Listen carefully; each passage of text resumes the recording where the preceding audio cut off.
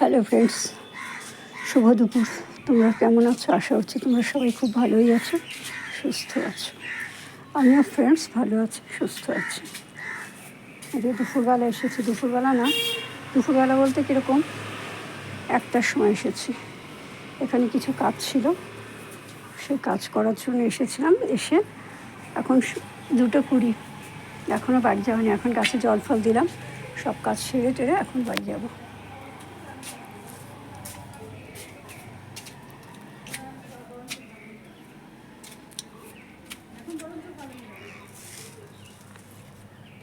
দেখো, সমস্ত মূলো গাছগুলো উঠে গেছে। এখানে আবার পেঁয়াজ গাছও হচ্ছে।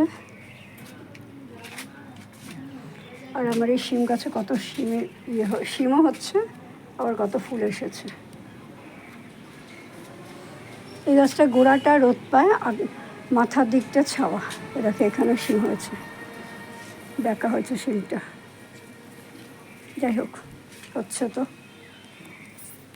আর এই যে আছে, এখন আর সেরকম বেশি ফুল নেই, সব ফুলে ঝরে গেছে। 1টা 2টো 3টে ফুল আছে।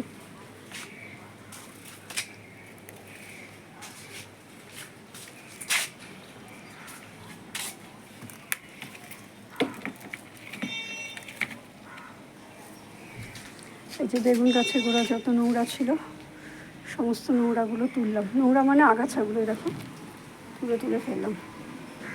এখানে দেখছি করলা গাছটা আপনি হয়েছে, আর দেখছি একটু ছোট ছোট ফুলের মধ্যে কিছু করলার মতন ভাব এসেছে। জানি না হবে কি হবে না। আর এইখানে প্রচুর লঙ্কা গাছ, অনেকগুলো লঙ্কা গাছ। এখানে লঙ্কা ফেলা হয়েছিল, সেখান থেকে গাছগুলো আপনি উঠেছে।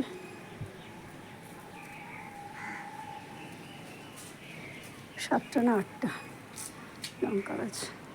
আর এইখানে গাছের ফুলগুলো এখন কমে যাচ্ছে।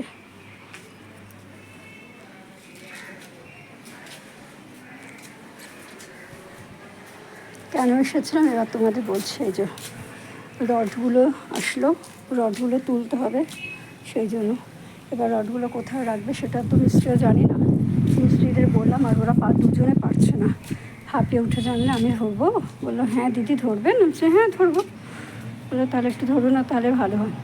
তারপরে এই রডগুলো আবার আমি ধরলাম, ধরে এখানটা সেট করে দিলাম। কারণ রাত্রি মা তো আবার আসে না, বিপদ তো ওই জন্যই। আমার হলে কোনো সমস্যা না, মায়ের জন্য রাত্রিবেলা তো খুব সমস্যা। এখন তো রাত্রিবেলা করা হবে না।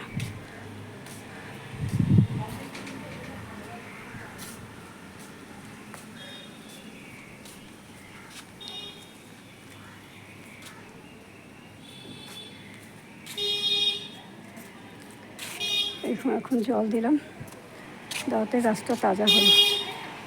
একদম পুরো ঝিমিয়ে পড়েছিল, যা রোদ পড়েছে বাবা, প্রচুর রোদ। দেখো জল দিয়েছি, কেউ বলবে? জল দেওয়ার পরেও মনে হচ্ছে না, একদম মাটিটা দেখো মনে হয় শুকনো। এত আগাছা না, কি বলবো। আগাছার জন্য বেশি পরিশ্রম হয়, আর গাছগুলো নষ্ট হচ্ছে আগাছার জন্য। আগাছাগুলো খেয়ে বড় হচ্ছে, তো যে গাছগুলো খেয়ে বড় হয় সেই গাছগুলো কোনো উন্নতি নেই। এখানে এত সমস্ত আগাছা।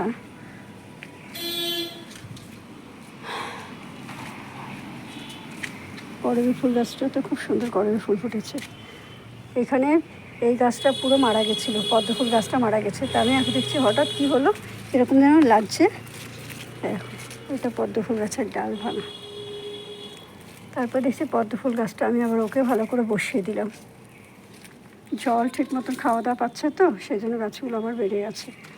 আর এই গাছটার কোনো উন্নতি হলো না, তো হবেও না। মা রিপোর্টও করতে দেবে না,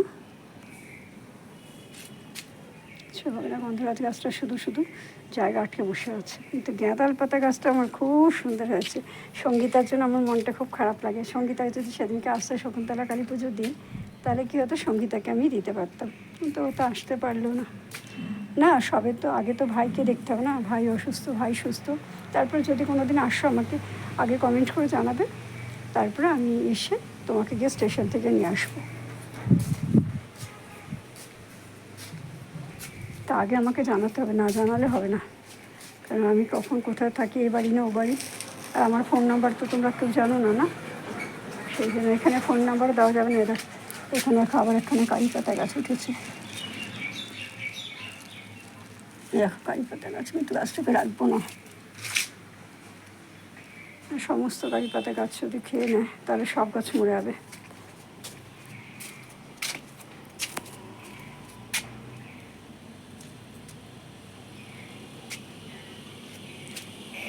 এই গাছটা এখানে কিছুই বাড়ছে না, ওইখানে কী হচ্ছে, ওখানে বেশ ভালো বাড়ছে। এখানে বেলার শেষ বেলাটাতে রোদ পায়, শুরু থেকে রোদ পায় না, শেষের দিকে।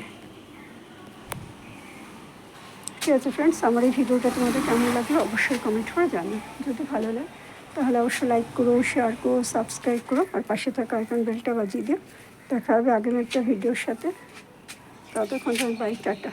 দেখো আবার শিম হয়েছে, দেখেছো?